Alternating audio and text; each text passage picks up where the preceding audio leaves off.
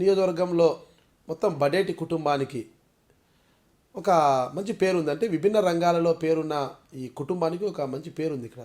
అయినప్పటికీ కూడా బడేటి కుటుంబానికి 2009లో ఎందుకు ఓటం జరిగిందంటారు? పీఆర్పీలోకి వెళ్ళిన టీడీపీలో ఉన్న మీరు పీఆర్పీలోకి వెళ్ళారు అంటే అది ఎందుకోసం వెళ్ళారు ఏమిటి అన్నది పక్కన పెడితే ఇంతటి పేరు ఉన్న ఈ ఏలూరు నియోజకవర్గంలో బడేటి కుటుంబానికి ఎందుకు పరాజయం ఎదురైందంటారు? మీరు వాస్తవం చెప్పమంటే నేను స్ట్రైట్గా ఒకటి చెప్తున్నా. రాజశేఖర రెడ్డి గారు ఆ రోజు చాలా బలంగా గ్రౌండ్లో ఉన్నారు. ఆయన పథకాలు ఎప్పుడైనా కూడా నాయకుడిని చూసే ఎక్కువ మెజారిటీ ఆఫ్ ఇది ఉంటుంది. చంద్రబాబు అంటే ఆ రోజుల్లో చిరంజీవి గారు పార్టీకి కావాల్సినటువంటి పథకాలు మేనిఫెస్టో లేకపోతాం, కేవలం ఆయన ఒక గ్లామర్ ఇమేజ్. రెండోది మీరు ఏదైతే అన్నారో నాకు కూడా ప్లస్ పాయింట్ ఉండటం వల్లే నేను 2వ స్థానం సాధించా. తెలుగుదేశం పార్టీ కన్నా సుమారు 7,000 ఓట్లు అధికంగా వచ్చినాయంటే ఈ జిల్లాలో సెకండ్ ప్లేస్ పీఆర్పీలో సాధించినటువంటి వ్యక్తిని నేను. మరి ఆ రకంగా సాధించడం వల్లే ఇద్దరు కాపు కమ్యూనిటీ అంబికా కృష్ణ గారు వైశ్య కమ్యూనిటీ నుంచి పోటీ చేయటం, 2వ ప్లేస్ నాకు రావటం, ముఖ్యమంత్రి గారు అది గుర్తించి ఇది ఎట్టి పరిస్థితుల్లో ఈ కుటుంబానికి కానీ ఉజ్జికి కానీ కాపులకు కానీ ఏలూరు కంపల్సరీగా 1-2 స్థానాలు గెలుచుకుందంటే అది ఆర్డినరీ విషయం కాదు. కాపులకి 2 స్థానాలు ఇస్తామనేది. ఎందుకంటే బేసికల్గా తెలుగుదేశానికి చౌదరీస్ ఓటింగ్ ఉంటుంది, రెండోదేమో బీసీలు ఓటింగ్ ఉంటుంది, మూడోది ఇక్కడ వైశాస్ పాపులేషన్ 18,000 పాపులేషన్ ఉంది.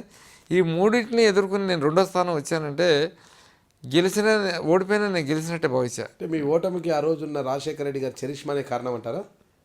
ఎస్, రాజశేఖర రెడ్డి గారు బలంగా ఉన్నారు. బలంగా ఉండటం వల్ల ఆయన యొక్క పథకాలు కూడా బలంగా ఉండటం వల్ల ఆయన గవర్నమెంట్ కూడా ఫామ్ చేశాడు కదా. చిరంజీవి గారు కూడా బలంగా వచ్చారు కదా, జనం అంతా కూడా తండోపతండాలుగా. చిరంజీవి గారు చాలా బలం, ఈ వైపు కాపులు ఎక్కువ ఉన్నారు అందులో. ఎస్, ఒకటి నేనేంటంటే చిరంజీవి గారిని ఇవ్వాలి కూడా చాలా మంచి వ్యక్తి. నేనేది రాజకీయాల్లో మంచితనం వేరే, రాజకీయాల్లో సేవ చేయాలనుకుంటాం వేరే. ఇప్పుడు రజనీకాంత్ గారు ఉన్నారు, ఒక ప్రజలకు ఒక నమ్మకం ఉంది. ఆయన ఈ రోజు కూడా అనేక రకాలైనటువంటి పేదవాళ్ళ పెళ్ళిళ్ళ విషయం ఇవన్నీ వస్తే రాజకీయాలకు అతీతంగా సర్వీస్ చేసుకుంటూ ఆయన ఒక 20 సంవత్సరాల నుంచి వస్తున్నారు. వీళ్ళు రాజకీయాల్లోకి సడన్గా వచ్చారు చిరంజీవి గారు. దీనికి ఒక మేనిఫెస్టో అనేది కూడా పెట్టకుండా, ఏం పెట్టకుండా, దీనికి కమిటీలో కూడా ఒక్కొక్కరికి ఒక్కొక్క అభిప్రాయాలు ఉండటం. చిరంజీవి గారికి ఓన్లీ సినిమా మీద నాలెడ్జ్ తప్పితే రాజకీయాల మీద అనుభవం లేకపోవటం వల్ల ఇవన్నీ ఓటమిలకి దారితీసినవి తప్పితే, ఎందుకంటే ఏదైనా ఒక విమర్శ వస్తే దానికి సమాధానం లేకపోతాం, ఒక ఆరోపణ వస్తే దానికి సమాధానం లేకపోతాం. సైలెంట్గా ఉంటే రాజకీయాల్లో ప్రజలు ఏమో అర్థం చేసుకోవాలో కూడా ప్రజలు తెలియలేని పరిస్థితి. ఎందుకంటే వాళ్ళు పార్టీని విమర్శిస్తున్నారు, వ్యక్తిగతంగా మమ్మల్ని విమర్శిస్తారు. పార్టీ సమాధానం చెప్పాల్సిన పరిస్థితిలో ఎవరు కూడా పార్టీకి సమాధానం చెప్పబోతాం. ఆఖరిలో తలకో రాయేసినట్టుగా ఒక్కొక్కళ్ళు లాస్ట్లో టికెట్లు ఆశించి రానటువంటి వాళ్ళు ఒక రాయేసి ఈ పార్టీ టికెట్లు అమ్ముకున్నారు, ఇంకోటి చేశారు, అది చేశారు, ఇది చేశారని తలకో రాయేసి కర్నూలు శాపాల కింద దానికి అన్ని తగులుతూ అవన్నీ క్యాండిడేట్లు కూడా ఎఫెక్ట్ అయినాయి అని కూడా చెప్తున్నాను.